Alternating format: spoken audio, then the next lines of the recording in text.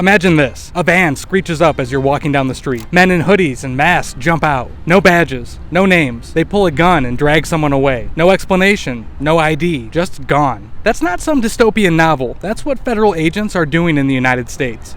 And it's gotten so bad that Michigan Senator Elissa Slotkin just introduced a new bill to make sure immigration officers at least have to identify themselves. This is So What?, where we break down the news that actually matters to Michigan. Slotkin's bill is called the Visible Act, and yes, it would require an act of Congress to say, hey, if you're going to arrest people in public, you should probably wear a name tag. The legislation would require immigration officers to wear clearly visible badges or nameplates, show what agency they work for, and stop hiding behind face masks, unless they're in danger or working undercover. Because right now, we've got federal agents dressed up like they're in the mafia, dragging people into cars, aiming guns at pedestrians in broad daylight, and refusing to say who they are. Slotkin says Trump's immigration enforcement is starting to look more like a kidnapping in an authoritarian country, and she's not wrong. Because at the end of the day, how are people supposed to know if these guys are legitimate officers or just impersonators? In fact, we've already started to see that happen. And what did Donald Trump say when he heard about all of this? Well, he accused Slotkin and other Democrats of hating America. The President of the United States is defending secretive raids by masked officers